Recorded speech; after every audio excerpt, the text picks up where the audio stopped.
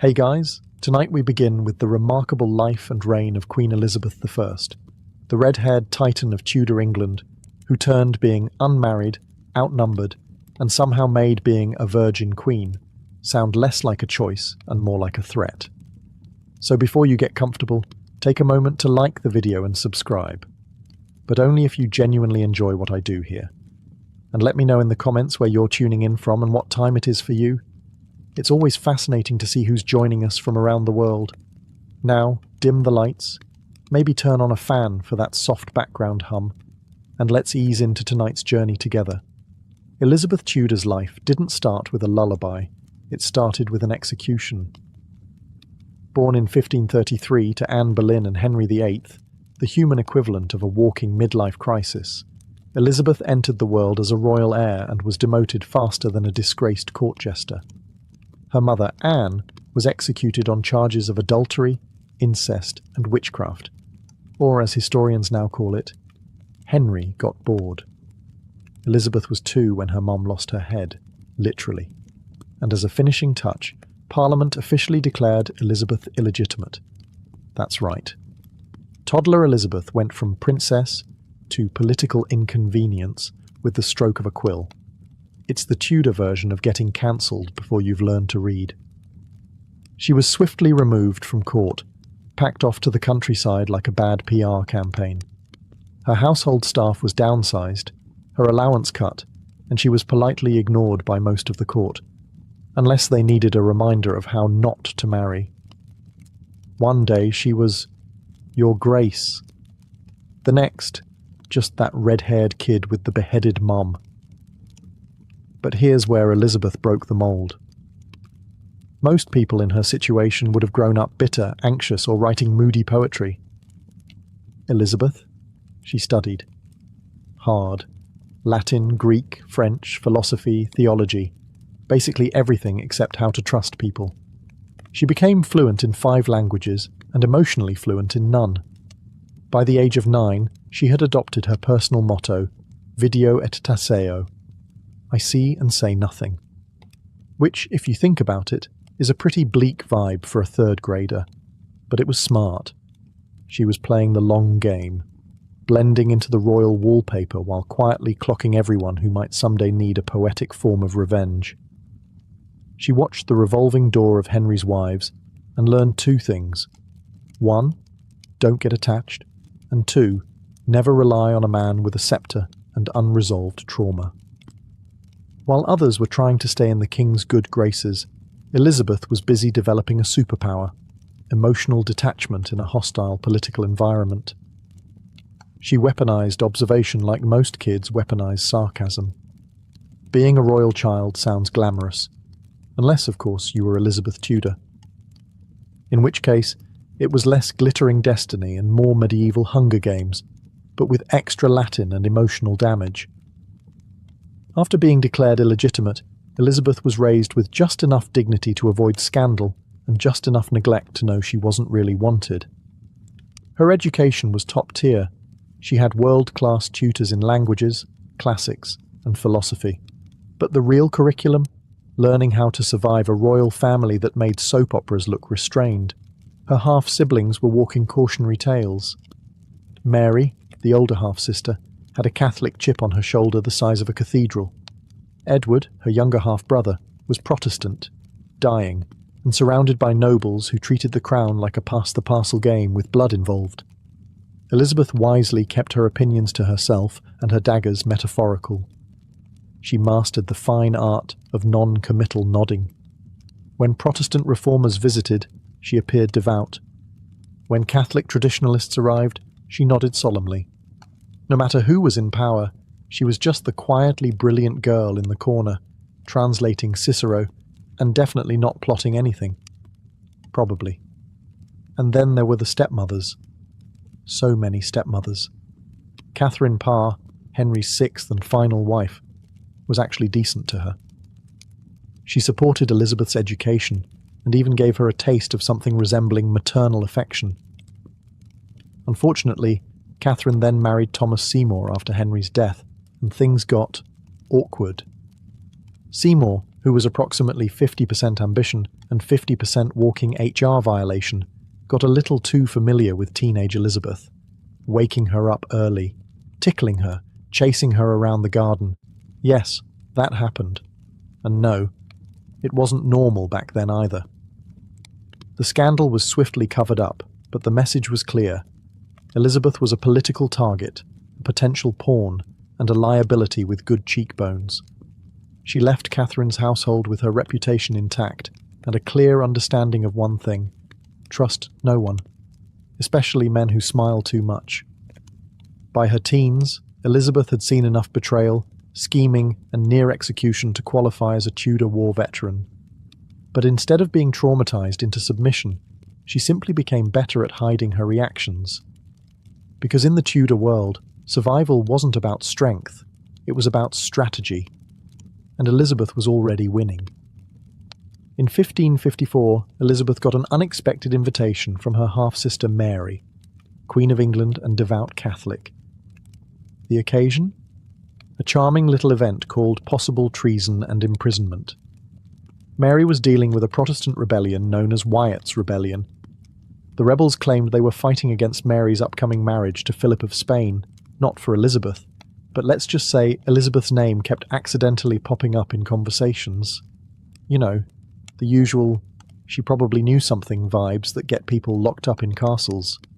So, Mary had her younger sister hauled to the Tower of London, the place where royals either waited to be executed or miraculously redeemed. Elizabeth, in her early 20s, rode through the Traitor's Gate on a rainy March day, likely wondering if this was the world's worst family reunion. But here's where it gets very Elizabeth. Instead of panicking, she calmly stated that she was innocent and asked, politely but firmly, not to die. She even carved her name into a wall in the tower, because why not leave your autograph at the scene of your almost death? She also refused to be broken. When guards accidentally left her in damp rooms or tried to scare her into confessing, Elizabeth stayed composed. She didn't scream. She didn't sob.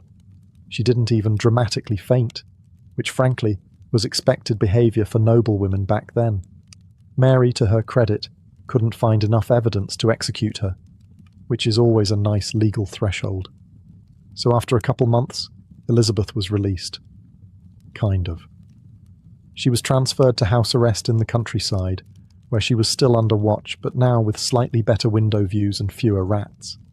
What Elizabeth learned during this whole ordeal: trust no family member who runs a monarchy, never assume innocence will save you, and always keep a change of dry clothes nearby, just in case the tower is in your weekend plans. This experience could have broken her. It could have turned her bitter, paranoid, or fanatically devout. Instead, she became sharper, quieter, more calculating. She walked into the tower a potential victim. She walked out a future queen with a mental checklist titled, "People who tried me, will handle later." When Queen Mary died in 1558, most of Europe expected chaos. England had burned Protestants, flirted with Spain, and hovered dangerously close to civil war. The country was broke, anxious, and surrounded by enemies, kind of like a Tudor group chat gone very wrong. And then, up stepped Elizabeth. She wasn't the obvious choice. Half the court remembered her as the redhead with the Tower record, and others assumed she'd be quietly removed or married off to a cousin with a country estate. But when Mary died childless, the crown didn't have many options, and Elizabeth didn't wait for an invitation. She rode into London to cheers that sounded a lot like national relief. No more burnings, no more Spanish wedding drama, and finally, someone who could read Latin and smile without causing a rebellion. Her coronation in January 1559 was, to put it mildly, a logistical nightmare. London's streets were frozen, the route was chaotic, and the nobles weren't sure whether to treat her like a queen or a very clever political boomerang. But Elizabeth didn't care. She stood in front of the nation wearing a dress of gold and white, basically screaming, "Surprise, I lived." She made it clear from day one. This wasn't going to be a reign of apologies. She wasn't going to roll over for the Catholic Church. She wasn't going to marry just to make Spain happy. And she definitely wasn't going to let her advisors run the country while she smiled and waved. Instead, she gave the kind of speech that made old bishops shift uncomfortably in their seats. She promised justice, stability, and unity, and somehow managed to say all of that without confirming her religious allegiance, her marriage plans, or her policy ideas. It was political vagueness with a crown on top. But it worked, because Elizabeth didn't need to be specific. She just needed to show that she wasn't her sister, and that she could survive and thrive in a world that had tried very hard to erase her. By the end of her coronation day, one thing was crystal clear. England hadn't just gotten a new queen. It had gotten a woman who knew exactly what power looked like, and had every intention of keeping it. The second Elizabeth became queen, the marriage offers came flooding in like pigeons to a bread fight. France, Spain, Sweden, even her own courtiers, all started suggesting eligible suitors.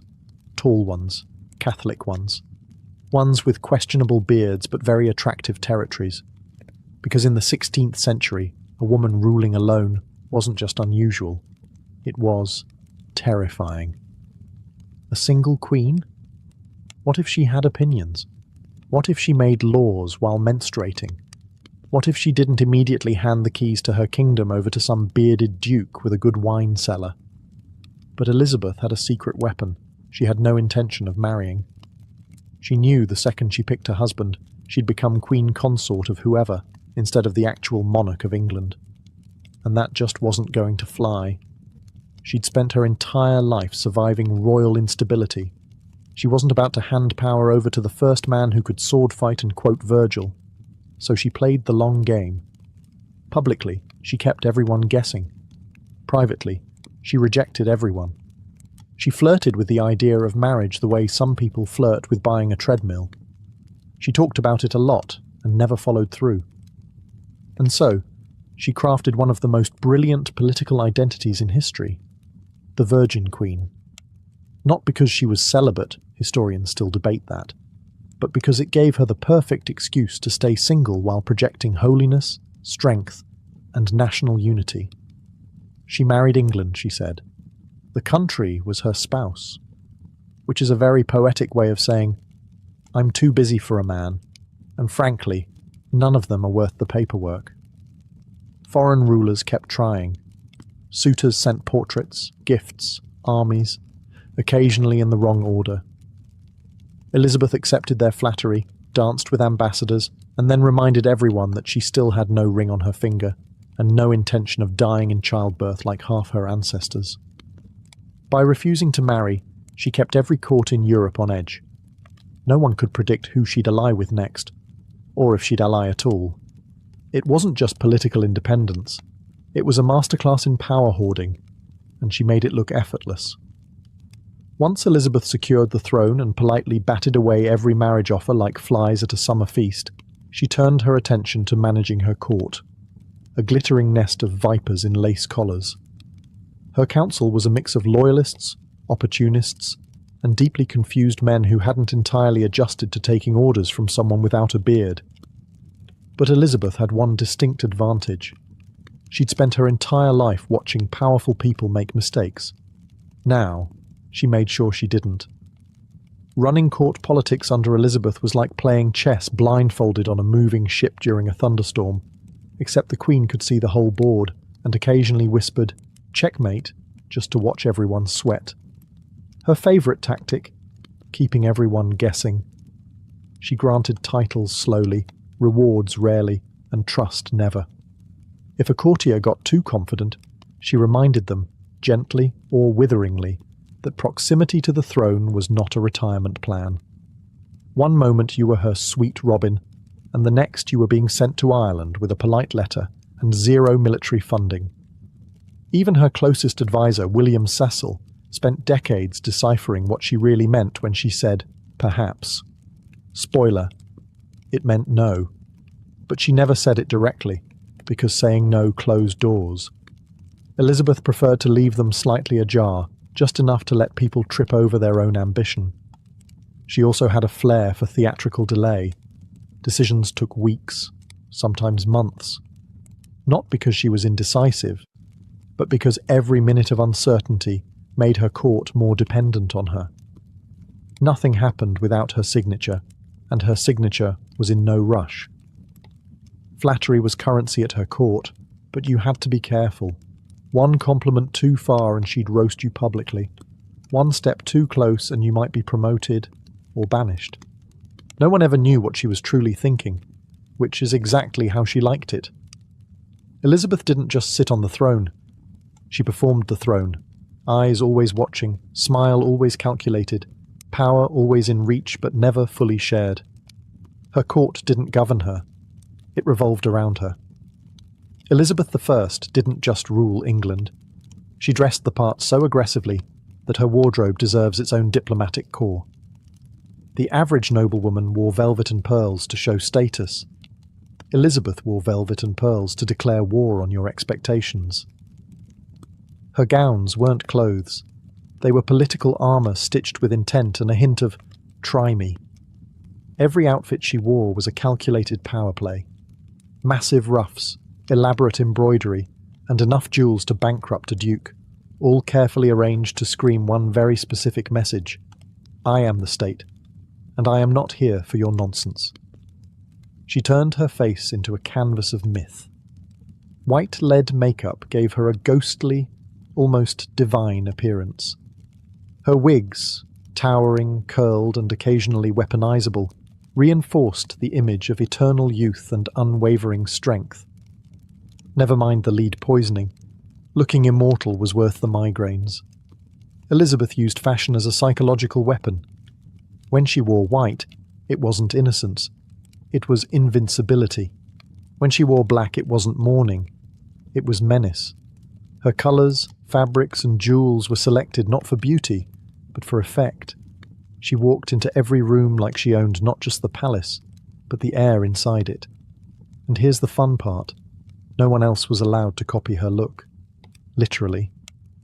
She passed sumptuary laws forbidding courtiers from wearing certain fabrics or colours. The message was clear.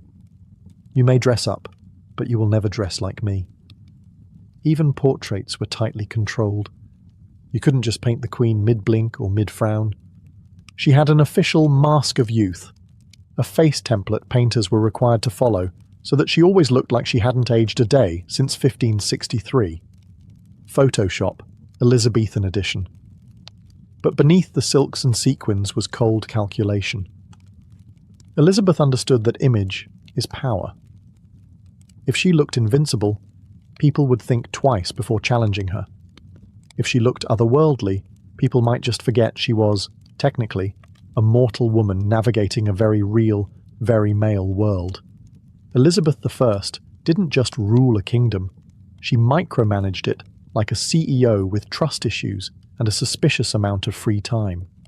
While most monarchs delegated tasks like foreign policy, religious reform, and not plunging the realm into bankruptcy, Elizabeth preferred the hands-on approach.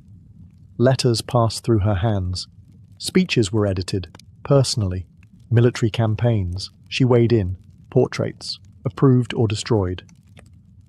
Even the font size of official proclamations probably had to pass the "does this make me look weak?" test. Her council, led by William Cecil, her long-suffering chief advisor, often found themselves in a never-ending loop of submitting ideas, having them returned with 20 notes in the margins, and then being asked why it hadn't been done yesterday. Working under Elizabeth meant surviving a constant state of polite panic. She wasn't cruel, just relentless. Courtiers dreaded her glares. Ambassadors sweated through every sentence. Even Parliament treaded carefully. She once refused to give them an answer on marriage for 25 years. That's not a queen. That's a woman who turned ghosting into domestic policy. And let's talk correspondence. Elizabeth loved letters. She read them, revised them, and sometimes rewrote them entirely. If a diplomat sent something too weak, she'd tear it up. Too bold, she'd tear them up. She understood the power of words, and she made sure hers hit harder than a cavalry charge. She also ran a tight information ship. Intelligence gathering under Elizabeth was no joke.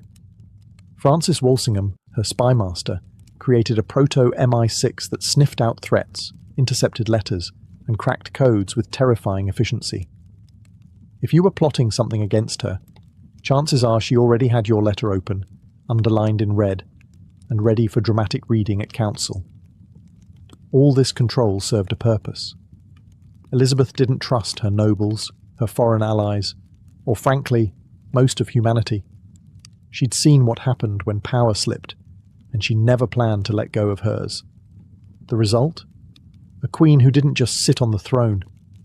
She ran the entire operation like a one-woman HR department, war office, branding agency, and crisis hotline. And if anyone complained, they were free to try ruling the kingdom themselves. For about 5 seconds. In 1588, Spain made a terrible mistake. They assumed England would be an easy target. To be fair, the math checked out. Spain had the largest navy in the world, more gold than sense, and a king, Philip II, who thought God was personally rooting for him. England, on the other hand, had fewer ships, less money, and a queen who still hadn't picked a husband or an heir. The whole country looked like it was held together with parchment and Protestant guilt. But Elizabeth I didn't panic. She suited up, literally. As the Spanish Armada approached, Elizabeth marched to Tilbury, where her troops were camped, and gave one of the most metal speeches in royal history. She wore a white velvet dress with a breastplate over it, because if you're going to inspire soldiers, you may as well do it while looking like a war goddess who moonlights as a wedding cake. She told her army, "I know I have the body of a weak and feeble woman, but I have the heart and stomach of a king." Translation: Yes, I'm small, unmarried, and female, but I will absolutely wreck you if you touch my coast. It worked. Morale soared. The speech echoed across the camp. And while Elizabeth wasn't actually leading the ships into battle, she was bold, not insane. Her presence made it clear England had no intention of rolling over. Then, in a twist of fate and meteorology, everything fell apart for Spain. The Armada, once invincible, was pummeled by smaller, faster English ships, set ablaze by fire ships, and finally scattered by a lovely bit of Protestant-friendly weather. Some Spanish sailors ended up drowning, others limped home, cold, hungry, and very much not victorious. Elizabeth didn't let the moment go to waste. She turned the defeat of the Armada into a full-on branding campaign. Medals were struck, paintings were commissioned. God, clearly, was English now. It was more than a military victory. It was a narrative victory. Elizabeth, the unmarried queen everyone underestimated, had faced down the most powerful empire in Europe and sent it home soggy and humiliated. Never underestimate a woman in pearls and armour. If there's one thing monarchs are supposed to do, besides avoid being overthrown, it's produce an heir, preferably one who isn't a scandal in trousers. But Elizabeth I, ever the innovator, decided to skip that part entirely. From the moment she took the throne, people asked the same question. So, who's next?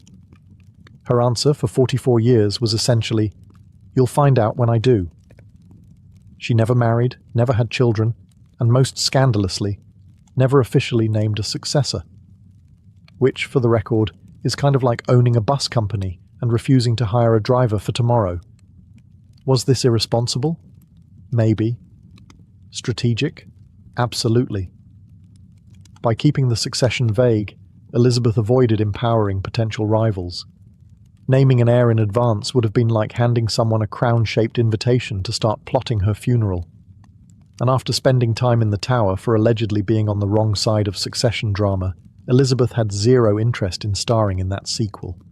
So, she kept everyone guessing. Would it be Mary, Queen of Scots? Spoiler, no. She got her head removed after years of plotting and letter passing. Would it be James of Scotland? Maybe, but no promises. Not yet. Foreign diplomats wrote endless reports speculating about her intentions. Her own advisers gently, and not so gently, urged her to make it clear. Elizabeth, with the grace of a cat knocking things off a table, refused. She once snapped at Parliament, saying they had no business asking about her successor unless they planned to kill her. Touché, Majesty. But behind the scenes, she likely had James of Scotland in mind. She just didn't say it out loud, because saying it made it real, and making it real meant giving someone else the spotlight. And Elizabeth wasn't about to dim hers for anyone.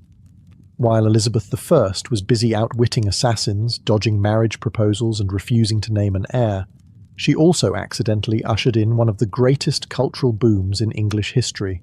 Welcome to the Elizabethan Golden Age, also known as the time when England suddenly got really good at poetry, drama, and being extremely dramatic about everything. Let's start with the obvious. William Shakespeare. The Bard of Avon wrote most of his iconic plays under Elizabeth's reign. You know, Macbeth, Hamlet, A Midsummer Night's Dream, all those cheerful little tales about murder, ghosts, and teenage romance gone horribly wrong. Elizabeth loved the theatre, and frequently patronised acting companies, even when some of her advisers grumbled that stage plays were corrupting the youth with too many double entendres and not enough scripture. But Elizabeth saw the value in art, not just as entertainment, but as soft power. Theatre was the Netflix of the 16th century. If people were watching a play, they weren't rioting. And if the play ended with a strong, clever monarch triumphing over chaos, even better. She didn't just inspire playwrights. Poets worshipped her in verse. Portraitists immortalized her as an ageless goddess. Explorers named entire colonies after her. England, under Elizabeth, suddenly believed it was the center of the universe. And Elizabeth was very much okay with that. Even science and navigation got a glow up. While she wasn't launching ships herself, she supported the men who did. People like Sir Walter Raleigh and Sir Francis Drake, who returned from voyages with maps, loot, and more than a few new enemies. These expeditions weren't always ethical or legal, but they helped fuel England's growing sense of ambition and piracy. Culturally, England went from rainy island to intellectual hotspot, and Elizabeth didn't just sit back and let it happen. She curated her image, controlled the message, and surrounded herself with people who made her reign look not only powerful, but inspired. She was a living myth, a ruler who weaponized wit and aesthetics as effectively as swords. Under her rule, England didn't just survive, it performed. Elizabeth I had no husband, no children, and no tolerance for emotional liabilities in breaches. But that didn't mean her court was free of romantic drama. Far from it. If anything, it was like watching The Bachelor, except the stakes were national stability and the lead had absolute power. Enter Robert Dudley. Dudley was tall, handsome, ambitious, and alarmingly close to the Queen, emotionally, politically, and sometimes physically, depending on who was gossiping that week. Their relationship fueled endless speculation. Were they in love? Were they lovers? Was it all one long Elizabethan flirt designed to make Europe lose its mind? Elizabeth never gave a clear answer, and that was the point. She paraded Dudley through court in fancy titles and generous land grants. She kept him near, but never too near. When rumours of an affair got out of hand, she denied everything with regal grace and just enough sass to keep everyone guessing. Even when Dudley's wife died under suspicious circumstances, possibly fallen downstairs, possibly pushed by history itself, Elizabeth did not distance herself. She just didn't marry him either. Smart move. A marriage to Dudley would have been political suicide. He was noble but not royal. Scandal clung to him like lace on a doublet, and the mere idea of the Queen choosing love over diplomacy made foreign ambassadors break out in medieval hives. But Elizabeth didn't just manage Dudley. She weaponized courtly love. She entertained suitors from France, Austria, and Sweden, smiling sweetly, accepting portraits, and then nothing. She turned negotiation into an art form, delaying decisions until the political winds changed or the suitor got bored and married someone less exhausting. By remaining single and available, Elizabeth played every side. If Spain needed placating, she flirted with a Habsburg. If France needed distracting, she promised to consider a Valois. If England needed reassurance, she reminded them that she was already married to the realm. Very poetic, very convenient. Her love life wasn't a soap opera. It was a performance, a slow, deliberate dance designed to keep enemies confused, allies hopeful, and everyone too busy speculating to notice how completely in control she was. By the late 1590s, Elizabeth I was no longer the bright-eyed redhead dazzling suitors and terrifying ambassadors. She was now in her 60s, a remarkable feat in a century when most people considered 40 to be pushing it. Her hair was wigs, her teeth were mostly theoretical, and her temper was legendary. But make no mistake, she was still the queen and very much in charge. Old age didn't mellow Elizabeth. It sharpened her. Courtiers walked on eggshells. Ambassadors developed spontaneous nosebleeds rather than deliver bad news. She was known to throw things during council meetings, gloves, shoes, devastating insults, depending on her mood and how brave you were. Her inner circle thinned. Many of her closest allies had died or retired, and replacements never quite measured up. She grew increasingly suspicious, increasingly isolated, and increasingly fond of reminding everyone who actually ran the kingdom. She also got more theatrical. Her gowns became heavier, her makeup thicker, her persona more myth than monarch. She was no longer trying to be relatable. She was a living relic, England's Gloriana, mother of the nation, and quite possibly immortal. And yet, despite the decay and the drama, she never stopped ruling. She still read every report, signed every letter, and made every major decision, sometimes after weeks of stalling just to keep everyone sweating. Even when her health declined, she refused to lie down, quite literally. Toward the end of her life, she spent days on her feet, afraid that if she lay down, she'd never rise again. Spoiler, she was right. But here's what makes it all so impressive. Elizabeth could have coasted into her final years with comfort and flattery. She could have handed power to younger advisors, named a successor, maybe even written a memoir.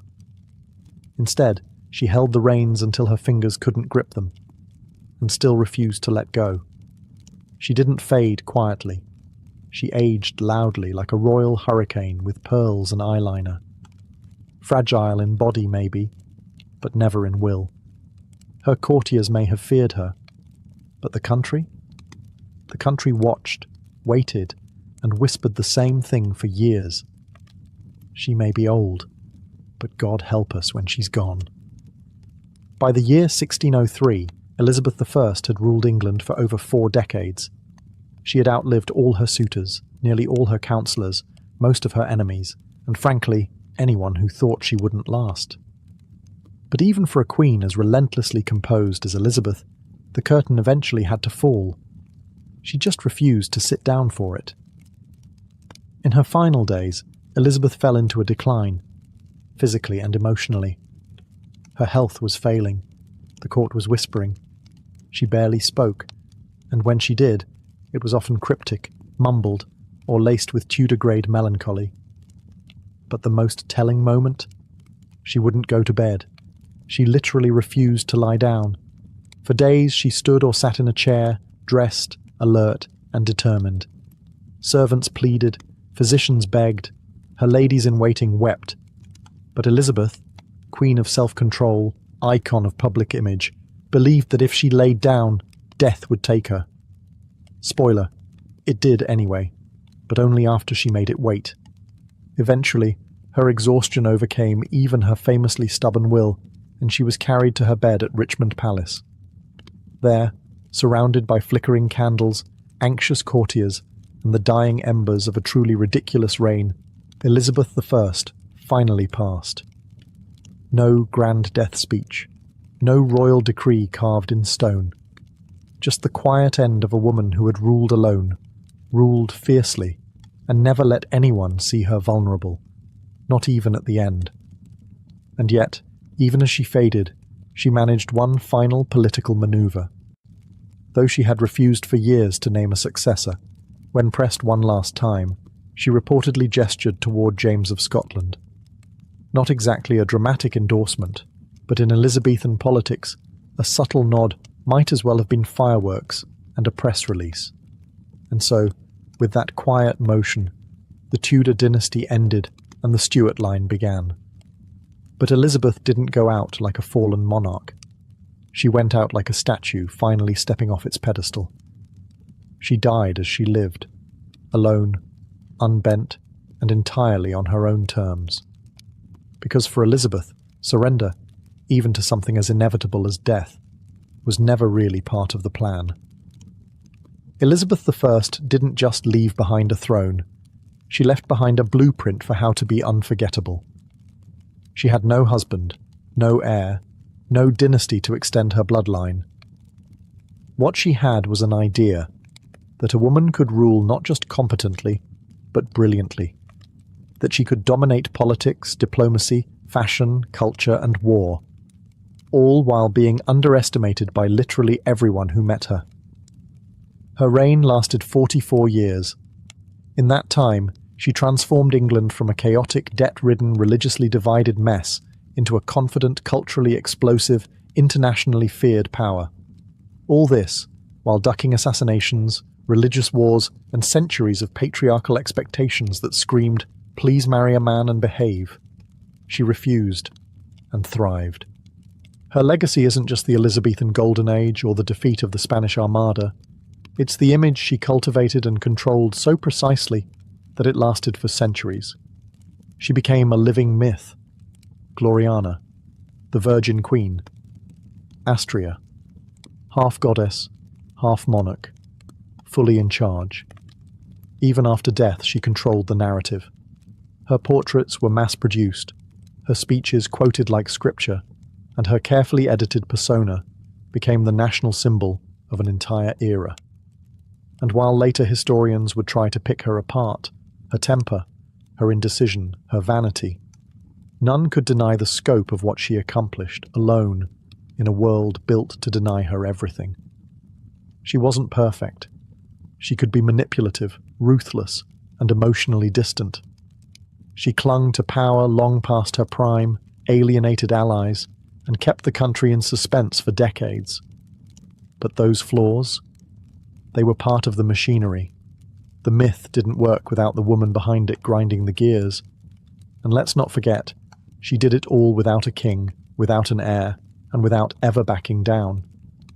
So, what is Elizabeth's true legacy? It's not just a time period named after her. It's not just Shakespeare, sea captains, or glorious portraits with enough pearls to sink a small boat. It's this. She rewrote the rules and dared everyone else to catch up. And centuries later, we're still talking about her, still debating her, still impressed, because queens come and go. But there was only one Elizabeth I. Out of the endless wind-scoured grasslands of Mongolia, where yurts dotted the horizon and horses outnumbered people, something strange began to rise. A city. Not just any city. A capital. And not just any capital. The centre of the largest land empire in human history. You'd think Genghis Khan, founder of this empire, would have had no time for palaces. After all, his whole life was one long camping trip powered by conquest. Why settle down when your idea of fun was galloping into China, Persia, or Russia and taking whatever you wanted? But even conquerors get mail. Even world-ruling warlords need a place to store the loot.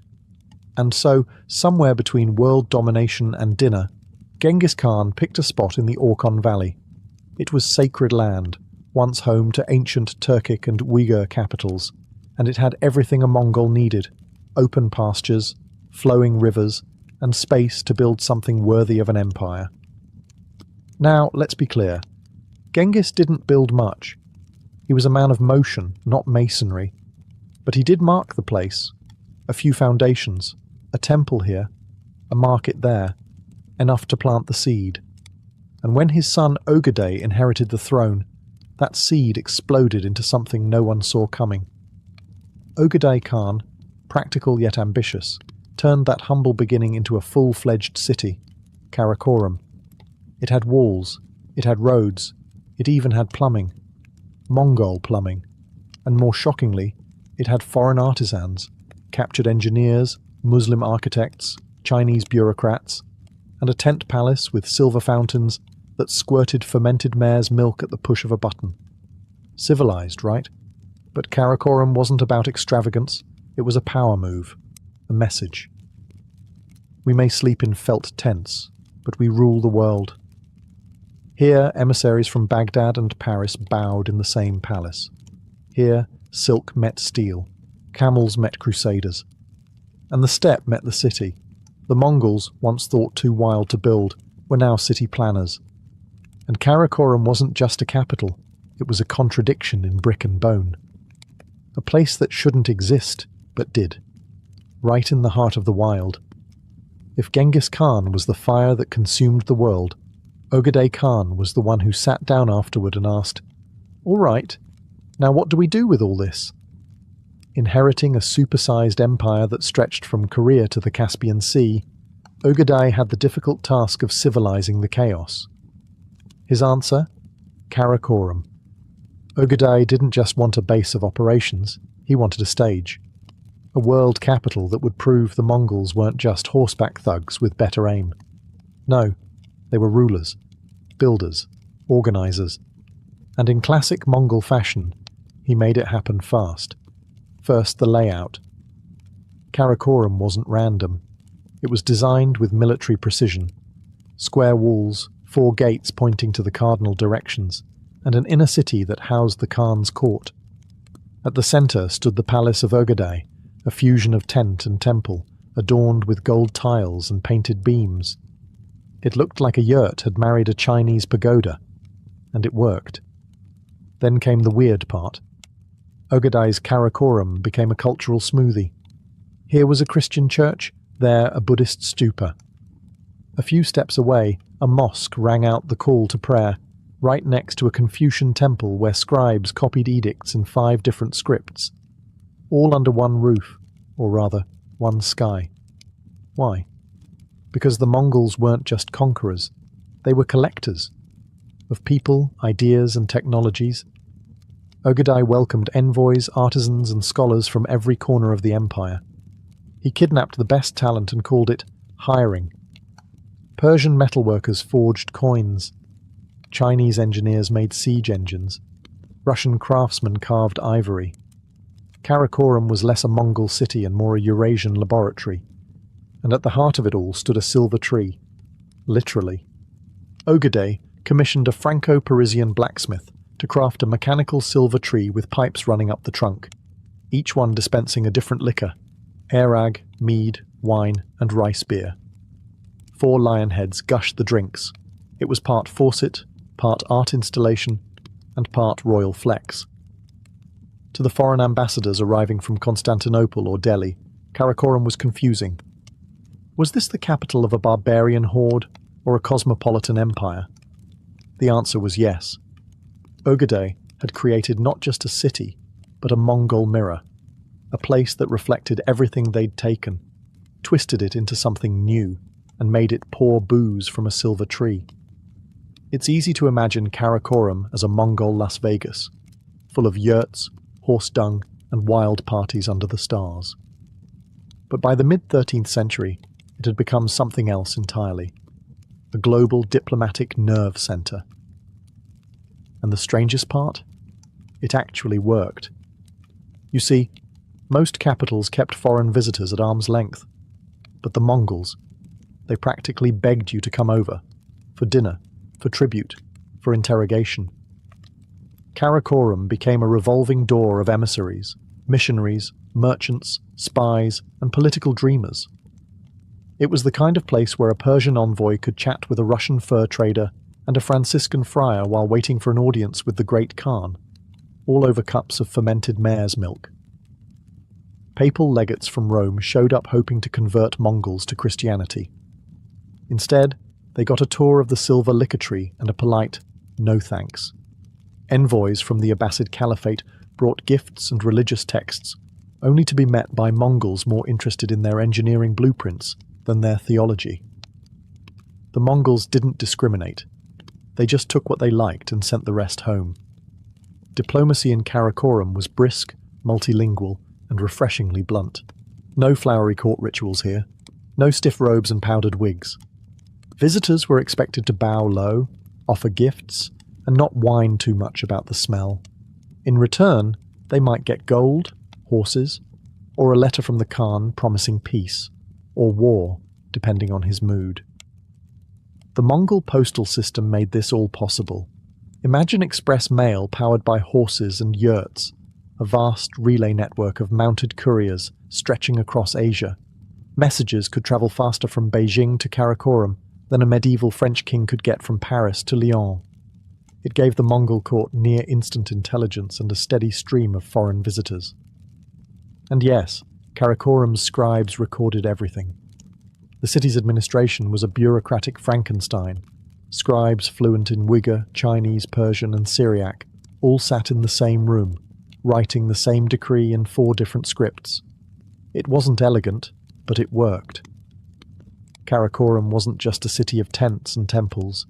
It was a foreign ministry and a saddlebag. The Mongols didn't just conquer the world. They invited it over, handed it a cup of fermented milk, and asked what it had to offer. If you stumbled into Karakoram expecting dust and dung, you were in for a surprise, and possibly a business opportunity. Because while other cities lived off their hinterlands, Karakoram fed on the world. This wasn't just a Mongol capital. It was a trading hub stitched together by force, fear, and fermented camel milk. Under Ögedei and his successors, the Mongol Empire did something no one else had managed in centuries. They reopened the Silk Roads and made them safe. Bandits, corrupt toll collectors, rogue warlords, not under the Khan's watch. You could travel from Korea to Hungary without losing your caravan, your fingers, or your camels. Sure, you might get taxed, but you wouldn't get robbed. At least not by anyone who wasn't wearing a Mongol uniform. And Karakoram was where all that movement led. Traders arrived in waves. Persians with lapis lazuli, Chinese merchants hauling silk bolts, Russians dragging carts of furs, and Arab dealers carrying perfumes, spices, and sugar.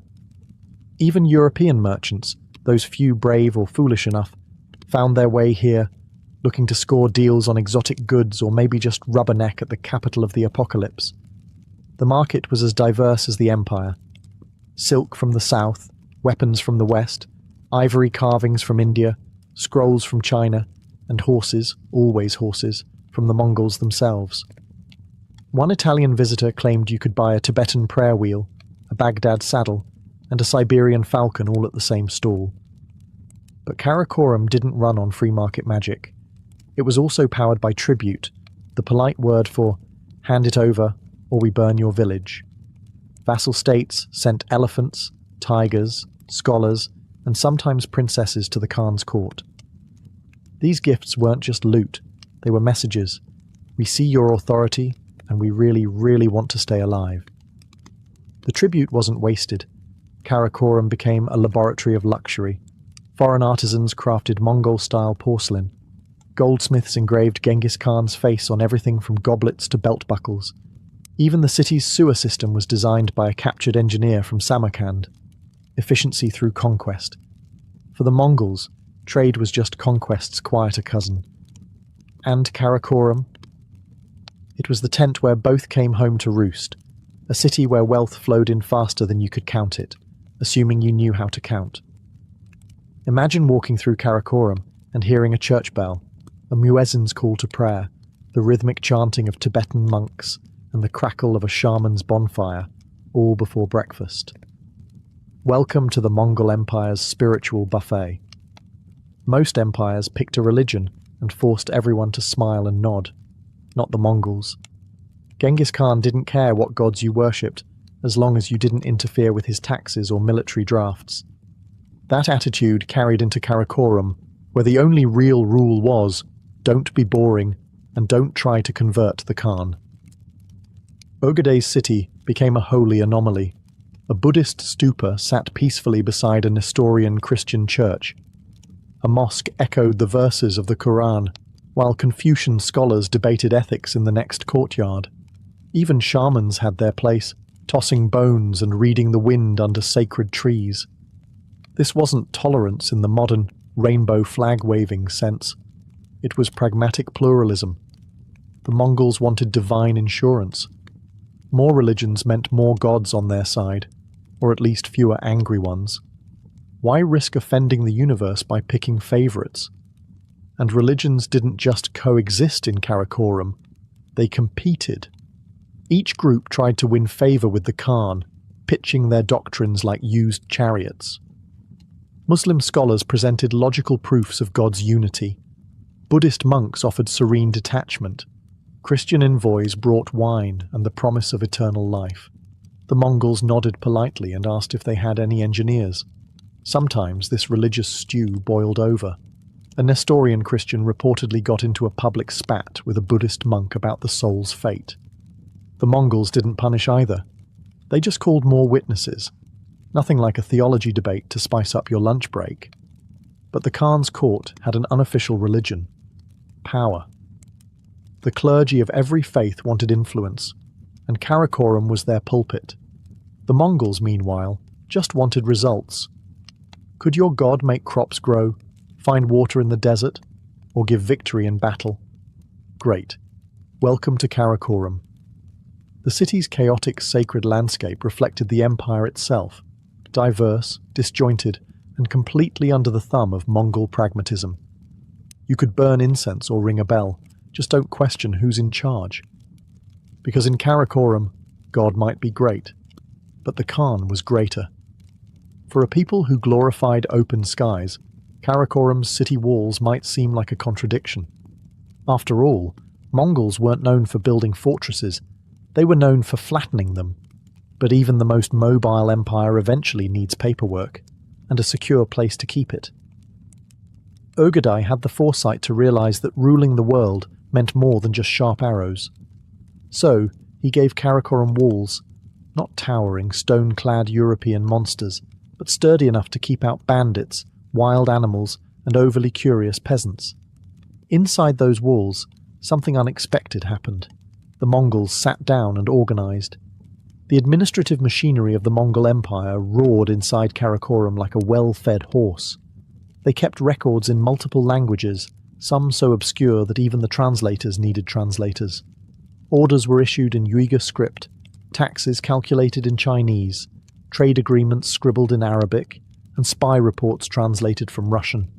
Then all copied by scribes into Mongolian archives that probably no one ever read again. Still, it worked. From Karakoram, the Mongols ran a continent-sized machine on horseback, and it ran surprisingly well, until it didn't. The secret: merit over lineage. Karakoram's bureaucracy was weirdly modern. If you were clever, loyal, and knew how to file a tax report while riding a galloping horse, you had a shot at power, no matter where you came from. Some of the empire's best governors were Persians, Chinese, or Uyghurs. Loyalty mattered more than blood. Usually. But beneath all the paperwork and silver-plated tree fountains, Karakoram had a darker side too. Conquest never came clean. Behind every foreign craftsman working on a gold inlay or designing a bathhouse was the memory of a sacked city. Karakoram was a mosaic of stolen brilliance, its beauty the direct result of someone else's ruin. And yet, the city didn't gloat. It functioned. It adapted. Its walls enclosed not just buildings, but something the Mongols never had before: infrastructure. This was the brain of the beast. The point on the map, where steps turned to strategy. Out on the frontier, Mongol generals still tore through Europe and Asia like a wildfire. But behind the walls of Karakoram, someone had to keep the empire from tripping over its own horse harness. And for a brief, dazzling moment, they did. Empires tend to fall not with a bang, but with an extended, awkward shuffle. Karakoram was no exception. From glittering capital to political afterthought, its descent was less fiery collapse and more a slow-motion sidestep into irrelevance. The trouble started the moment the Mongols stopped conquering and started inheriting. Genghis Khan's grandsons were less interested in world domination and more interested in arguing. Succession disputes tore through the empire like plague through a caravan. Suddenly, instead of one Mongol empire, there were four, each with its own Khan, its own capital, and its own reason to ignore Karakoram. By the time Mungka Khan took the throne in 1251, Karakoram still looked the part. Stone walls, silver tree, global diplomats. But the empire's centre of gravity had already begun shifting south. China was where the money was. And Mungka's brother, Kublai Khan, who had expensive taste and a soft spot for Chinese luxuries, saw little point in investing further in the wind-swept steppes. Then came the real blow. Kublai officially moved the capital to what would become Khanbalik, modern-day Beijing. He built a grand new city, complete with lakes, palaces, and all the sophistication Karakoram lacked. The message was clear. Thanks for the memories, but we're moving on. Karakoram was demoted from imperial brain to dusty outpost. The scribes packed up, the diplomats rerouted, even the famous silver liquor tree likely stopped squirting. It was hard to throw a diplomatic banquet when the only guests were goats. But Karakoram didn't vanish overnight. It limped on for a time, serving as a local power centre, a shadow of its former self. There were attempts at revival. Arghun and other later Khans dreamed of returning the capital to its original glory, but the winds of history weren't listening. And then, in 1388, the final insult arrived on horseback. The Chinese Ming dynasty sent troops deep into the steppe and levelled the city. Karakoram was razed, its stones repurposed, its artifacts scattered, its name buried in centuries of silence. Today, all that remains are foundations, broken tiles, and the occasional inscription. But once, in the middle of nowhere, Karakoram had been everywhere. A city built by nomads, a contradiction that worked, until the empire that birthed it fractured beyond repair. For centuries, Karakoram disappeared like a mirage. A city that once hosted emperors and emissaries, now reduced to dust, rumour, and half-forgotten travelogues. Western scholars dismissed it as Mongol propaganda. Others doubted it ever existed in the first place. But then, the ground began to speak.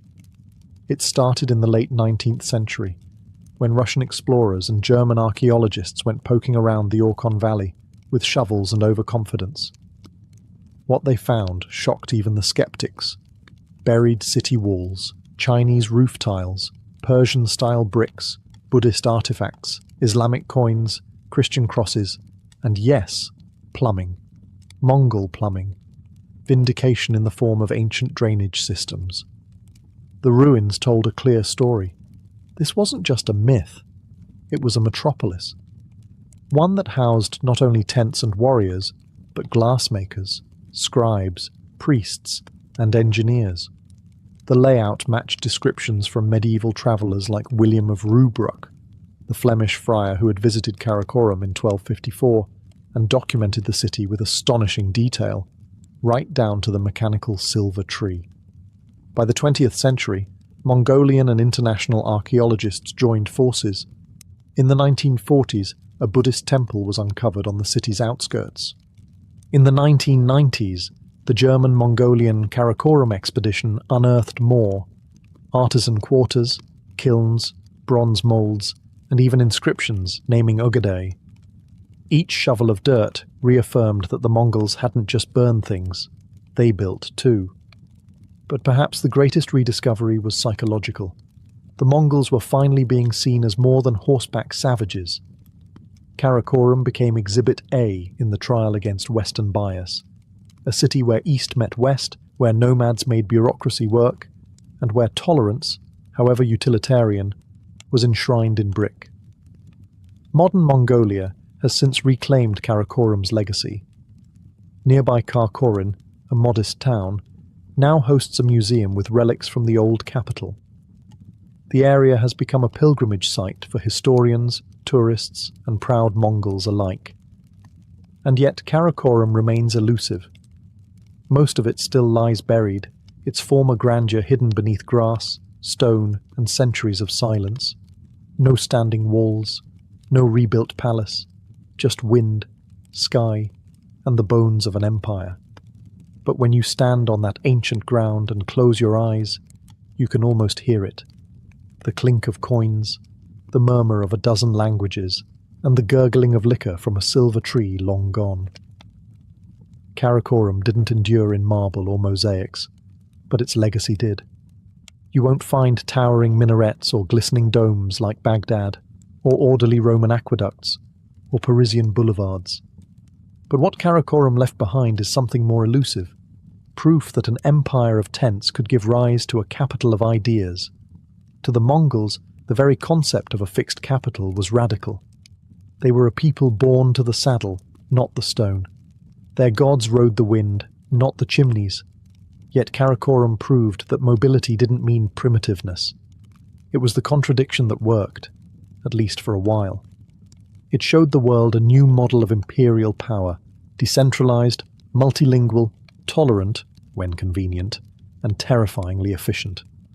Karakoram wasn't just where maps were redrawn, it was where East and West first truly collided, sometimes literally, sometimes diplomatically. Ideas flowed in both directions, carried not by priests or philosophers, but by Mongol dispatch riders with dust in their teeth and edicts in their saddlebags. The legacy also lived on in cities that replaced it. Kublai Khan's Beijing, then Khanbalik, owed its very foundation to the administrative logic tested in Karakoram. The Yuan dynasty's capital was just Karakoram in silk robes, with better drainage. Even Timur's Samarkand and the early Russian capitals absorbed lessons from this city that once sat in the middle of nowhere, yet touched everything. And for Mongolia itself, Karakoram remains a point of national pride, not just as a memory, but as a symbol. It tells the world, and perhaps reminds Mongols themselves, that the empire wasn't all blood and hooves. It was also ink, glass, silver, and surprisingly sophisticated plumbing. Today, if you visit the Orkhon Valley, you won't see much. Rolling hills, a few scattered ruins, the sound of wind brushing against the steppe. But you'll be standing on what was once the beating heart of the largest contiguous empire in human history, a place where the sons of Genghis Khan tried to turn conquest into civilization. And even though the silver tree no longer pours mare's milk, Karakoram still whispers its defiance, that the steppe can build, that nomads can govern, and that even in the absence of stone, a capital can echo through time. Yodordono's story began not in splendour, but in smoke and screams. Born in 1569 as Chacha, she entered a world shaped by shifting allegiances, clashing swords and burning castles. Her father, Azai Nagamasa, was a daimyo in the service of the mighty Oda Nobunaga, until he wasn't. When Nagamasa dared to oppose his brother-in-law Nobunaga, it didn't end in a sternly worded letter. It ended in siege, betrayal, and ritual suicide. Chacha was just a toddler when her father perished, and her clan collapsed into ash. Her mother, the famed Lady Oichi, became the spoil of politics. Taken as a concubine by Shibata Katsuie, another general in the swirling typhoon of the Sengoku period, Oichi raised Chacha and her two sisters in a household teetering on the edge of survival, but chaos followed them like a bloodhound. When Shibata rebelled against Nobunaga's successor, Toyotomi Hideyoshi, yet another castle burned. Oichi died in the flames. Chacha, again, survived. By age 10, she had already escaped 2 sieges, buried both parents, and watched the men around her stab each other for control of Japan. Trauma, certainly, but also training, because Chacha didn't break. She adapted. She was taken in by Hideyoshi himself, who saw potential beyond her noble bloodline. She was beautiful, yes, but more importantly, she was politically useful. And Chacha, still not yet Yodordono, understood exactly what game she was now playing, a game of survival, subtlety, and influence. In a world ruled by men, she would learn to bend power with silence and smiles. Japan at the time was not kind to women with ambition, but it had no rulebook for women like Chacha. who could lose everything and come back stronger. Her bloodline still carried weight. Her beauty caught eyes. And Hideyoshi, rising fast toward the unification of Japan, took notice. She became his concubine, not out of love, but strategy. He had no heir. She could give him one. But make no mistake, this was no passive consort. Chacha was watching, learning, and calculating. She had lived through fire and betrayal. Now, inside the golden halls of Hideyoshi's growing empire, she was ready to rise. She wouldn't be Chacha much longer. The world would soon call her Yododono. When Chacha became the concubine of Toyotomi Hideyoshi, it wasn't some romantic fairy tale. It was a political move, one of the most significant in a country still healing from centuries of civil war. Hideyoshi, a peasant-turned-general-turned-ruler, had unified most of Japan through sheer ambition and ruthless brilliance. But there was one thing missing: a legitimate heir. Enter Chacha. She was young, beautiful, and, perhaps more importantly, noble. Her Azai bloodline gave her prestige, a link to the old aristocracy that Hideyoshi, for all his titles and castles, could never claim for himself. By taking Chacha as his concubine, he wasn't just adding another woman to his household. He was cementing his connection to the ruling class he once served. In 1589, Chacha gave birth to a son, Hideyori, the long-awaited heir. With that, everything changed. Chacha was elevated in status, given the formal title Yododono, meaning Lady of Yodo. It was more than ceremonial. She now wielded influence within the court, and her son's birth positioned her as the mother of Japan's future. Other wives and concubines, especially Hideyoshi's legal wife, Nene, were sidelined. Yododono had done what none of them could: secure the Toyotomi legacy. And Hideyoshi? He doted on her. He built her a lavish palace. He gave her land. He listened when she spoke. This was no ordinary consort relationship. Yododono wasn't just a womb. She was a whisperer behind the screen, a player in court politics. But behind the scenes, the cracks were already forming. Hideyoshi was aging, erratic, and increasingly obsessed with legacy. He launched 2 disastrous invasions of Korea, driven by delusions of grandeur. Yododono watched as resources were drained, and the political atmosphere grew tense. She knew what others didn't dare say out loud. Without Hideyoshi, the Toyotomi clan was vulnerable. Her son was still a child. The vassals were loyal now, but only out of fear or ambition. She had lived through regime changes before. She knew how quickly loyalty could turn into rebellion. So she prepared. Yododono wasn't just a mother now. She was a queen-maker, a protector, the iron will beneath the silken kimono. And when Hideyoshi eventually died, she didn't shrink back into the shadows. She stepped forward. When Toyotomi Hideyoshi died in 1598, his death left a vacuum no one could ignore. His son, Hideyori, was only 5 years old. The Toyotomi clan, once the unchallenged authority in Japan, was now adrift in dangerous waters. And standing at the helm was Yododono, widow, mother, regent, power broker. She wasn't officially named ruler, of course. Feudal Japan didn't hand thrones to women. But unofficially, everyone knew who held the reins at Osaka Castle. Yododono wasn't just protecting her son, she was preserving an empire. She understood what men like Tokugawa Ieyasu were already plotting: the quiet dismantling of the Toyotomi regime. Hideyoshi had tried to prevent this. Before his death, he created a council of 5 regents, trusted daimyo who were supposed to govern together until Hideyori came of age. But trusting 5 ambitious warlords to share power, that was like handing swords to 5 tigers and expecting them to take turns politely. Tokugawa Ieyasu didn't wait long. He began consolidating power almost immediately, marrying off relatives, positioning allies, and ignoring council decisions whenever it suited him. And Yododono watched. She didn't confront him, yet. Instead, She built alliances behind closed doors, kept Osaka Castle strong, and ensured that her son remained a visible symbol of continuity. The Toyotomi name still held weight, especially among those wary of Tokugawa's rising influence. While Ieyasu played politics in Edo, Yododono curated loyalty through culture. Osaka Castle became a beacon of courtly refinement. Poets, artists, and monks were welcomed. Ceremonies were grand.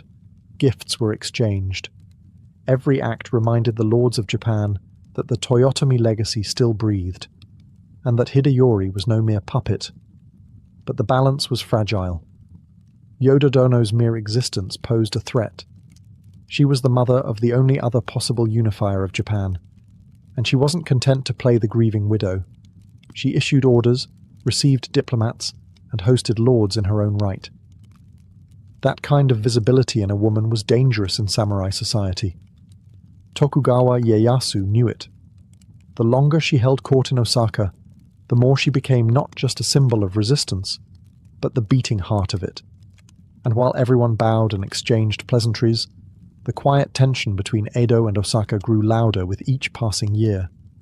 By the early 1600s, Japan was technically at peace, but beneath the polished surface, the country was a powder keg. On one side, Tokugawa Ieyasu, the aging but calculating mastermind who ruled from Edo. On the other, Yododono and her young son Hideyori, ensconced within the towering walls of Osaka Castle. At first, the tension was slow-burning. Ieyasu had been named a regent, but he had no intention of stepping aside for anyone, not even the heir of his old ally, Hideyoshi. In 1603, he made it official. He named himself shogun. The Tokugawa shogunate had begun, and with it, the slow erasure of the Toyotomi name. Yododono didn't take it lying down. Officially, she remained cordial. There were letters, visits, gifts exchanged between Osaka and Edo. But everyone knew the relationship was a performance, one polite nod away from open defiance. Yododono kept Osaka's gates closed, its armies trained, and its treasury full. The Toyotomi banner still flew, bold as ever. To Ieyasu, that banner was a challenge. Even worse, Hideyori was now a teenager, handsome, educated, and beginning to understand his status. Many samurai who felt sidelined by the new Tokugawa regime began quietly drifting toward Osaka. Yododono welcomed them. She built a shadow court, a network of lords, ronin, and monks who believed that the Tokugawa clan had overstepped, and that the true heir still lived. Then came the insult. In 1611, Ieyasu summoned Hideyori to Kyoto to pay homage. Yododono agreed, under strict conditions. The meeting was awkward. Hideyori bowed, said the right words. But Yododono made sure her son appeared not as a vassal, but as an equal. Ieyasu was not amused. From that moment on, any illusion of harmony evaporated. Ieyasu ordered the dismantling of Toyotomi defenses. Yododono refused. He accused her of harboring rebels. She sent envoys denying it, with veiled threats attached. And then, perhaps most foolishly, one of her monks built a giant bell at a temple in Kyoto. The inscription? "May the Toyotomi rule continue forever." Ieyasu saw it as a declaration of war. Maybe it was.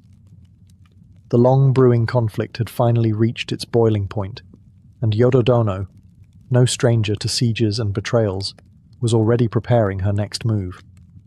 By 1614, diplomacy had become a distant memory. Tokugawa Ieyasu had seen enough. The Toyotomi clan, nestled in their fortified Osaka castle, wasn't fading quietly into history. Thanks to Yododono, they were making noise. Loud, defiant, symbolic noise. And for Ieyasu, who had spent years cementing his power, one loose end remained: the boy in Osaka and the woman who ruled behind him. So he marched. That winter, Tokugawa launched the first campaign, the Winter Siege of Osaka. Over 200,000 troops surrounded the castle. It wasn't just a military operation. It was a message: submit or be crushed. Most expected Osaka to fall quickly. After all, it was one city. The Tokugawa army was the largest Japan had ever seen, but they underestimated Yododono. From within the massive stone walls of Osaka Castle, she took command. She consulted generals, reviewed reports, and made strategic decisions with the calm of someone who had spent her entire life outliving enemies. This wasn't new to her. It was the final test, and she passed it. Her son, Hideyori, now a young man, took the field in ceremonial armor, boosting morale. But everyone knew who was really steering the ship. Yododono oversaw defenses, reassured allies, and, most importantly, kept the people of Osaka united. Under her leadership, the castle held firm. The Tokugawa army launched wave after wave of assaults. They shelled the castle with imported European cannons, undermined the moats, and tried to starve the defenders out. But Osaka's walls, rebuilt thicker under Yododono's watch, held. The Toyotomi garrison fought like cornered lions. After months of frustration, Ieyasu sued for peace. Or rather, he offered a trap. The deal? He'd stop the siege if the outer defences of Osaka Castle were dismantled. Yododono, under pressure and exhausted by bloodshed, agreed. The walls were torn down, the moats were drained, and Osaka Castle was left vulnerable. It was a devastating mistake. Some say Yododono never trusted Ieyasu's offer. Others believe she was forced into it by pro-peace factions at court. Whatever the reason, the damage was done. The winter siege had ended, but the war was far from over. Yododono knew what was coming next, and this time there would be no negotiations. The peace of winter was a lie. By the spring of 1615, Tokugawa Ieyasu returned, not as a negotiator, but as an executioner. The outer moats of Osaka Castle had been filled in. The outer walls were gone, and Yododono knew she had signed her own death warrant. This was no siege of patience. This was the summer campaign, a full-blown assault meant to wipe the Toyotomi name off the map. Ieyasu brought an army once again, massive in size and merciless in intent. This time there would be no talk of surrender, only annihilation. Inside the castle, Yododono braced herself, but she was not broken. She rallied what remained of her supporters, samurai, ronin, and desperate allies who had nowhere else to go. Her son Hideyori, now 21, took on the role of commander, but as before, it was his mother who managed the castle's resolve. Every corner of Osaka was turned into a fortress. Women boiled water for defense. Artisans turned tools into weapons. The castle, despite its damage, roared back to life. It wasn't just about survival now. It was about legacy, pride, honor. The battles were brutal. The defenders fought valiantly, launching surprise attacks and night raids. For a time, it even seemed like the tide might turn, but the numbers didn't lie. The Tokugawa forces were too many, too well supplied, and too determined to let Osaka survive. On June 4th, Tokugawa troops breached the final defences. Yododono, realizing that all was lost, prepared for the end. She and Hideyori retreated to a fireproof tower deep within the castle grounds. Some urged her to flee, to dress as a servant and slip away. But she refused. She had lived through sieges as a child, survived palace politics, ruled from behind the curtain, and defied one of the most powerful men in Japanese history. But now, with fire consuming the castle and enemy troops at the gates, there would be no retreat, no humiliation.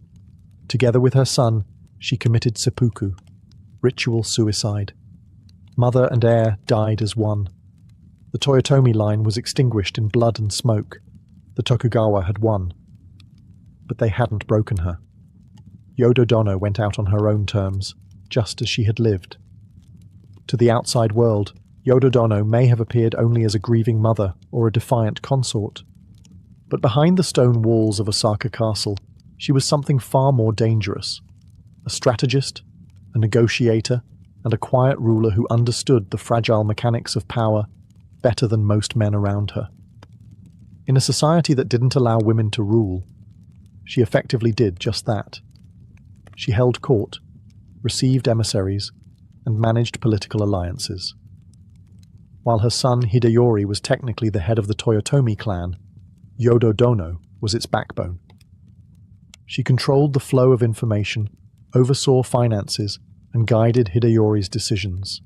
He was the face, she was the spine. Her private chambers were not just places of rest, they were command centers. From them, she coordinated defenses, made diplomatic overtures, and balanced the delicate art of resistance. She wasn't impulsive or reckless. Every move she made was calculated, rooted in a lifetime of watching powerful men destroy themselves with ego and haste. She had learned from Hideyoshi, from Ieyasu, from the ashes of her own childhood. Her influence wasn't limited to courtly circles. Commoners in Osaka admired her resolve. Samurai respected her authority. Even her enemies admitted, sometimes grudgingly, that she was formidable. She was a woman who had suffered through war and betrayal, and turned those wounds into armor. But that armor came at a cost. Yodo-dono's obsession with preserving the Toyotomi name became her life's purpose. Everything else, personal happiness, comfort, safety, was secondary. She became a symbol of resistance, not just to Tokugawa rule, but to the fate history had written for women like her, to fade into obscurity once their husband died. Instead, she became louder, sharper, more dangerous. Even Tokugawa Ieyasu, a man known for his icy calculation, saw her not as a widow, but as a threat. And he was right too. It wasn't just that Yodo-dono held Osaka Castle. It's that she held it while being a woman. That terrified the old order far more than any army. Her legacy wasn't written in treaties or titles. It was carved into the memory of a nation. A reminder that power doesn't always wear armor, and that some of Japan's fiercest warriors wore silk. After the flames of Osaka died down, so did the Toyotomi name, or so the Tokugawa hoped. With Hideyori and Yodo-dono gone, Ieyasu moved swiftly to erase their legacy. Loyal retainers were hunted, surviving family members were scattered or executed.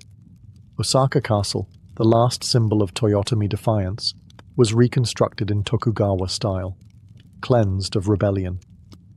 But try as he might, Tokugawa Ieyasu could not erase Yodo-dono. Whispers of her legacy persisted. Stories spread through towns, through samurai households, and among women of the court. Some painted her as a tragic heroine, loyal to the end, a mother who died beside her son rather than surrender. Others viewed her as a dangerous instigator, a woman who meddled in matters better left to men. But all agreed on one thing. She had been a force to reckon with. Even centuries later, Yodo-dono's story still divides historians. Was she reckless or courageous? Did her refusal to yield doom her son, or did it preserve his honor? Could she have negotiated more? Surrendered Osaka? Maybe. But surrender would have meant erasure, and Yodo-dono wasn't built for fading quietly into the background. In some folktales, she becomes almost ghost-like, haunting Osaka Castle, waiting for vengeance. In kabuki plays and novels, she is portrayed as proud and beautiful, often tragic, always complex. Over time, she became more than historical figure. She became legend. And perhaps that's fitting, because Yodo-dono lived in a world that was never built to hold her. She was born into a family destroyed by ambition. She survived 2 sieges before adolescence. She navigated palace politics, gave birth to an heir, then ruled from the shadows for over a decade, all while men underestimated her or tried to control her. She failed in the end, but she failed loudly, publicly, on her own terms. And in doing so, she ensured that no one could forget the name Toyotomi or the woman who fought to protect it. Today, her legacy survives in ruins and drama, a portrait in a museum, a statue near Osaka, a name etched into textbooks and plays. But the real Yodo-dono? She lives in the defiance she inspired, in every woman who saw her and thought, why not me? History isn't always written by the victors. Sometimes it's whispered by the survivors. And while the Tokugawa shogunate won the war, it couldn't silence the woman who dared to defy them. Yododono's story refused to stay buried. For centuries, her legacy has walked a razor's edge between reverence and revision. Tokugawa-era chronicles often painted her as manipulative, proud, and dangerous. Everything a proper woman of the time was not supposed to be. Convenient, isn't it? After all, it was easier to blame a woman for the downfall of a clan than admit the shogunate feared her. But in modern Japan, the view has shifted. Yododono is now remembered as one of the few women in samurai history who actively shaped the political landscape, not from behind a curtain, but from the heart of the battlefield. She wasn't born into power. She wasn't married into it. She took it and held it for as long as the world allowed. And even as Osaka Castle fell, she never begged, never betrayed, never bowed. Today, she stands as a symbol of maternal strength, political acumen, and wartime courage. Museums in Osaka honor her story. Academics revisit her letters, her choices, her influence, and in every retelling, whether in textbooks, dramas, or anime, she remains captivating, complicated, and unapologetically bold. She's remembered alongside other powerful women of Japanese history, like Hojo Masako, the nun shogun, and Empress Jito. But Yododono's legacy is unique. She was not royalty, she had no legal title, and yet she held more sway than most women, or men, of her time. Her name still echoes in popular culture. She appears in stage plays, period dramas, and even strategy games. But behind the dramatization lies a simple truth. She was a mother who became a general, a widow who became a leader, and a woman who faced an empire with nothing but her will. Yododono's story is not just about resistance, it's about presence. She did not wait for power to be handed to her. She seized it. She wielded it. And when the walls closed in, she stood tall. In the end, Yododono wasn't just the last defender of Osaka Castle. She was the last flame of the Toyotomi legacy, and she burned brilliantly. In the eyes of the warlords of Sengoku Japan, Oda Nobunaga was a joke. Born in 1534 to a minor daimyo in Owari province, young Nobunaga was dismissed as erratic and uncouth. He wore eccentric clothing, mixed with peasants, and was known to dance through the streets, sword at his hip and fruit in hand. At his father's funeral, while other lords mourned in black, Nobunaga arrived in casual garb, tossed incense at the altar, and stormed off. That performance earned him a title he'd never shake, the Fool of Owari. But here's the thing, the fool was watching. Behind the strange behavior was a razor-sharp mind, one already calculating power like a chessboard. Nobunaga wasn't trying to fit in, he was making others underestimate him. While the other sons of noble houses played politics, Nobunaga was watching soldiers, studying muskets, building friendships with merchants, and challenging the old ways with every step. When his father died, the Oda clan was already a fragile house of cards, and it didn't take long for it to crumble. Nobunaga's own younger brother rebelled, hoping to exploit his reputation for chaos. Other relatives aligned with neighboring lords, assuming Nobunaga wouldn't last the year. They were all wrong. At just 18, Nobunaga launched a brutal purge. His brother was eliminated.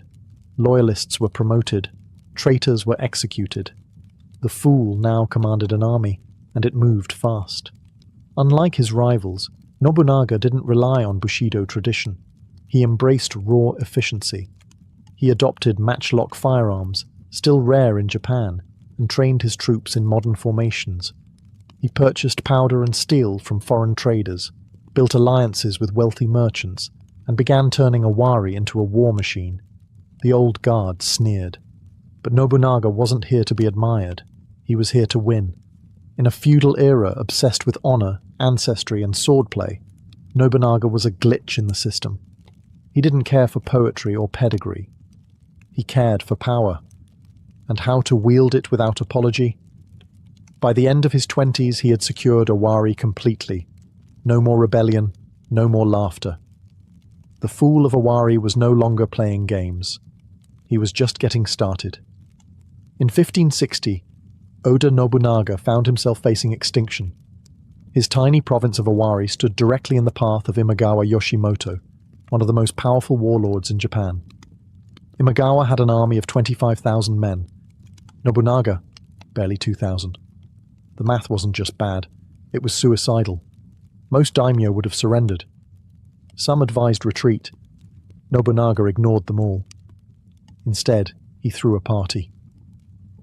As Imagawa's army celebrated in a gorge called Okehazama, drunk on sake and the illusion of an easy win, Nobunaga armed his men with firepower, fury, and one hell of a bluff. He had his troops wave flags, beat drums, and light fires across the hills, creating the illusion of a massive force. Then, during a sudden thunderstorm, he struck. The Oda troops charged downhill with terrifying speed, using the rain to cover their movement. Imagawa's camp was caught off guard. His soldiers were lounging, unarmored, and completely unprepared. What followed wasn't a battle, it was a slaughter. Imagawa Yoshimoto himself was killed in the chaos, his severed head brought back to Nobunaga on a spear. The impossible had happened. Overnight, Nobunaga went from provincial nobody to a national player. The warlords of Japan, who had laughed at the fool of Owari, now paid attention. His victory at Okehazama wasn't just bold, it was modern. He had used misdirection, terrain, timing, and speed, not honor duels or ancient codes. It was a turning point, not just for Nobunaga, but for Japan. After the battle, Nobunaga consolidated his control over Owari and gained new allies, especially from clans that had previously aligned with Imagawa. Even Tokugawa Ieyasu, then known as Matsudaira Motoyasu, began shifting his loyalty.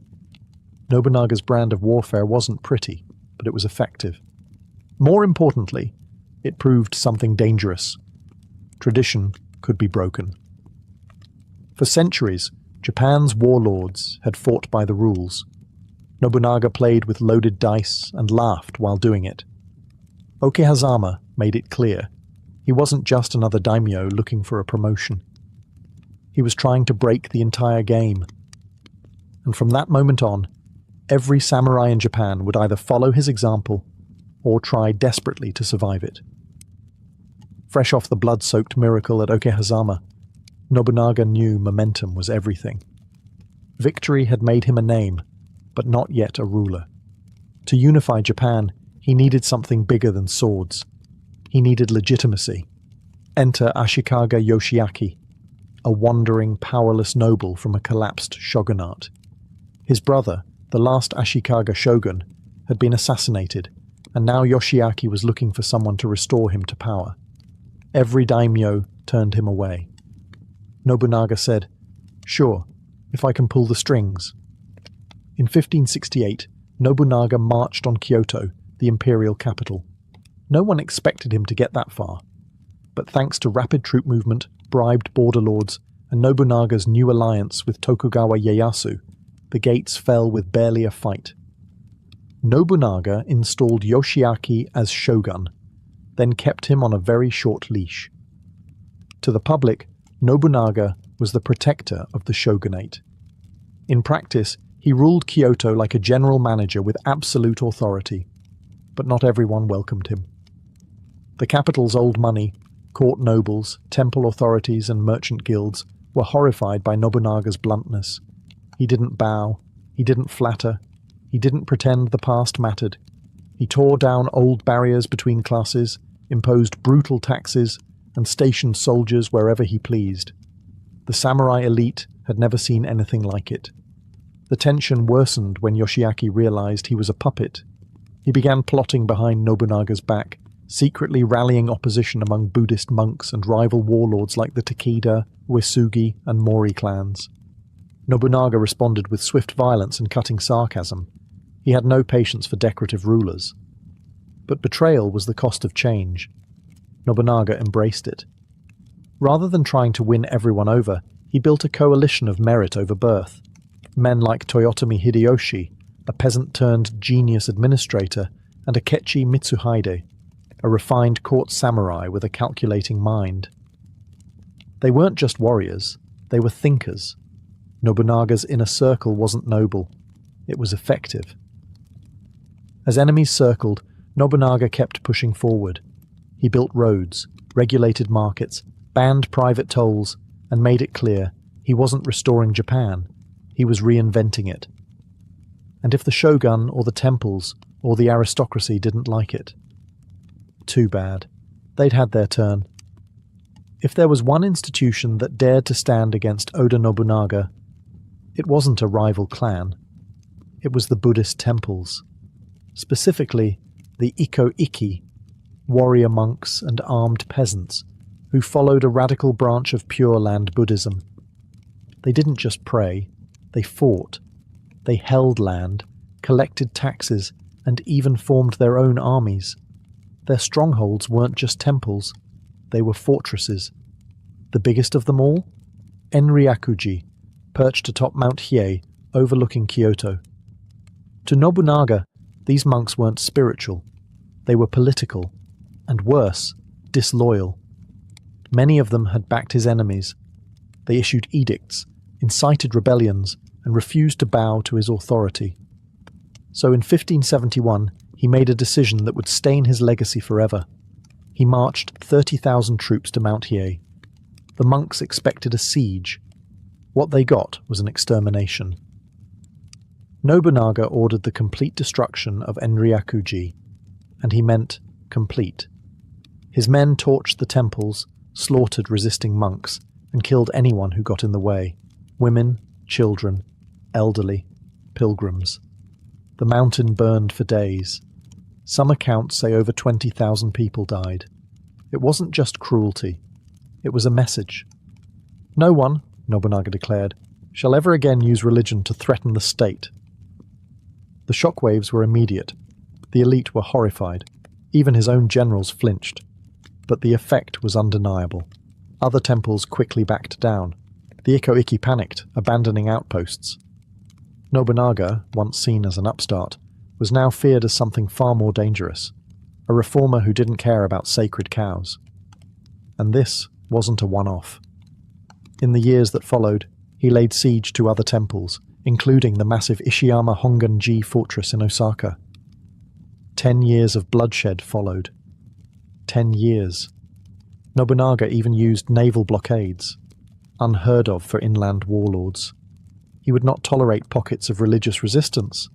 Some saw him as a demon, others as a necessary evil. But to Nobunaga, he was simply clearing the rot. Tradition had kept Japan fragmented. Religion had sheltered warlords and rebellions. To unify the country, he had to burn the old world down, literally. And so the fires of Mount Hiei didn't just destroy temples, they lit the way for a new Japan. One built not on prayer, but on powder, steel, and order. One of Nobunaga's most revolutionary moves was his embrace of firearms, a weapon almost every traditional samurai despised. When Portuguese traders arrived in Japan in 1543, they brought with them the matchlock arquebus, a crude but deadly gun. Most daimyo dismissed it as a novelty, too slow and unreliable to replace the sword. Nobunaga saw potential. He purchased guns in bulk, imported gunpowder, and trained his soldiers in new tactics. Nobunaga's men formed organized volley fire units, coordinated to create near-constant gunfire, an innovation unheard of in Japan. At the Battle of Nagashino in 1575, Nobunaga's use of tens of thousands of arquebusiers behind wooden stockades decimated the famed cavalry charges of the Takeda clan, changing the face of samurai warfare forever. This wasn't just tactical genius, it was cultural revolution. The samurai code prized swordsmanship, face-to-face combat, and honor in battle. Guns reduced all that to efficiency and sheer destructive power. Nobunaga shattered centuries of tradition, showing that technology and strategy trumped ritual. His opponents struggled to adapt. Many were reluctant to train peasants as soldiers armed with firearms. Nobunaga wasn't. His armies included commoners, merchants, and ronin, all trained to fight with guns and discipline. This changed the social fabric of Japan. Nobunaga wasn't just unifying provinces, he was breaking down the old class hierarchies. A foot soldier with a matchlock could kill a samurai on horseback. Nobunaga's gun tactics became a model for the future. Daimyo across Japan scrambled to acquire firearms and reorganize their armies. The gun was no longer foreign, it was Japanese. The success of Nobunaga's modern warfare extended beyond battles. It created a centralized, disciplined military that could enforce order and push back the power of religious enclaves and rival lords. It laid the foundation for the unification of Japan. In embracing the firearm, Nobunaga rewrote the rules of engagement and the rules of society. He wasn't just a warlord, he was a revolutionary. By the late 1570s, Nobunaga had transformed from a regional troublemaker into the most powerful daimyo in central Japan. But he wasn't done yet. The country remained fractured, ruled by a patchwork of rival clans, autonomous temples, and petty warlords who refused to bow. Nobunaga's goal was clear: unify Japan under his rule. But that meant more than winning battles. It meant breaking centuries-old social orders, political traditions, and cultural norms. One of his key strategies was a ruthless campaign against rival clans who opposed his dominance. The Takeda clan, famed for their cavalry, were among the most feared. Nobunaga's victory at the Battle of Nagashino broke their power, signaling a shift from mounted warfare to gunpowder dominance. At the same time, Nobunaga secured alliances with key families like the Tokugawa, led by Ieyasu, who was building his own base in eastern Japan. These alliances weren't built on trust, but mutual benefit and fear. Nobunaga was as savvy in diplomacy as he was on the battlefield. But Nobunaga's reforms extended beyond war. He restructured the economy, promoting free markets and road building, easing trade between provinces. He abolished tolls on highways, allowing goods and armies to move faster. This not only increased his tax revenues, but also weakened his rivals who relied on tolls for income. Religious institutions that threatened his authority were dealt with harshly, as we saw with the burning of Mount Hiei and the protracted siege of Ishiyama Honganji. Nobunaga refused to allow any power to rival his own, even if cloaked in prayer. In the imperial capital Kyoto, Nobunaga exerted influence over the emperor and court nobles, using them to legitimize his rule while keeping real power firmly in his hands. By the time Nobunaga controlled vast swaths of Japan's heartland, the unification process was irreversible. Yet, despite his power and reforms, Nobunaga was not universally loved. His methods were brutal, his disdain for tradition shocking. Nobles whispered that he was a demon, while commoners feared the fires of his campaigns. Still, his vision of a unified Japan was clear and inexorable. The stage was set for the next chapter in Japanese history. One Nobunaga's successors would continue, but none could begin without him. Despite his overwhelming power and sweeping reforms, Oda Nobunaga's rise was cut short by betrayal, a dramatic twist fitting for a man who rewrote Japan's rules. In 1582, Nobunaga was resting at Honnoji Temple in Kyoto, vulnerable and isolated. His general and longtime ally, Akechi Mitsuhide, turned against him in a shocking coup. Akechi's forces surrounded the temple, cutting off Nobunaga's escape routes. Outnumbered and trapped, Nobunaga chose to take his own life, rather than be captured. The reasons for Mitsuhide's betrayal remain murky. Some say it was personal, resentment over mistreatment. Others suggest political calculations or pressure from rival clans. What is clear is that Mitsuhide underestimated Nobunaga's legacy. His rebellion lasted only 13 days before he was defeated by Toyotomi Hideyoshi, Nobunaga's loyal general who quickly avenged his lord's death and took up the banner of unification. Nobunaga's death sent shockwaves through Japan. The man who had upended centuries of tradition and crushed countless enemies was gone in a single day. But his vision lived on. His army remained powerful, his reforms were irreversible, and his successors would complete what he started. The fall of Nobunaga was not the end. It was a passing of the torch. Hideyoshi would soon rise, building on Nobunaga's foundation to unify Japan further. But Nobunaga's death was a brutal reminder. In a world ruled by swords and ambition, even the most brilliant can fall. Oda Nobunaga's story is not just one of conquest, it's a story of transformation. He revolutionized warfare, shattered social norms, and redefined leadership in Japan. His bold adoption of firearms changed the samurai code forever. No longer was victory guaranteed by skill with the sword alone. Nobunaga's armies demonstrated that technology and strategy could topple centuries of tradition. The volley fire tactics he pioneered forced every daimyo to rethink how war was fought. But his innovations didn't stop at the battlefield. Nobunaga's economic reforms helped lay the groundwork for a modern Japan. He dismantled toll barriers that had long stifled trade, promoted free markets, and encouraged the growth of cities like Azuchi, where his famous castle stood, a symbol of power and modernity. Politically, Nobunaga centralized power in ways that hadn't been seen since the Ashikaga shogunate. He wielded the emperor as a political tool, but held the real power behind the throne. His disdain for old hierarchies opened doors for talented individuals regardless of birth, changing the social fabric. Nobunaga's ruthless suppression of religious institutions showed his focus on secular authority and the unification of the state, even if it earned him enemies who branded him a demon. Though his life was cut short, Nobunaga set Japan on a path toward unity and modernization. His successors, Toyotomi Hideyoshi and Tokugawa Ieyasu, would finish the job, but none would have succeeded without the groundwork he laid.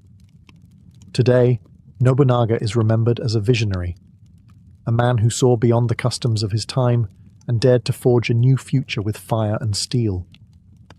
Though Oda Nobunaga's life ended abruptly at Honnoji, his impact on Japan's history echoes through the centuries. He was a man who refused to be bound by tradition, a visionary who saw that the future demanded change, even if it meant burning down the old to build something new.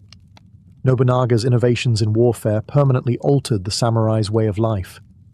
His embrace of firearms and massed volley tactics made cavalry charges and sword duels obsolete. This shift democratized power on the battlefield, allowing common soldiers with guns to challenge noble samurai with swords. Politically, Nobunaga shattered the feudal stagnation that had held Japan in constant warfare for over a century.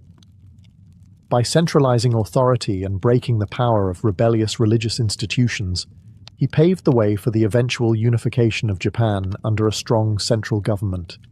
His economic reforms encouraged urban growth and free trade, helping Japan transition from a fragmented feudal economy into a more connected and prosperous society. His castle at Azuchi wasn't just a fortress. It was a cultural symbol of the new era, blending military might with architectural innovation. Even culturally, Nobunaga's legacy lives on. He was a patron of the arts and tea ceremony, signaling the dawn of the Azuchi Momoyama period, a time of flourishing culture and aesthetic refinement. While Nobunaga himself never achieved full unification, his successors, Toyotomi Hideyoshi and Tokugawa Ieyasu, built upon his foundations. Without Nobunaga's ruthless drive and radical reforms, the peace and stability of the Edo period might never have come to be. In Japanese popular culture, Nobunaga remains a complex figure, a brutal warlord, a reformer, a visionary, and a man who dared to dream of a united Japan. His story is told in countless books, films, dramas, and video games, continuing to captivate and inspire. Ultimately, Oda Nobunaga's rise was more than a tale of power. It was the beginning of modern Japan's transformation, a testament to the force of innovation and ambition. And though his life was cut short, his fire still burns bright in the story of Japan's past and future.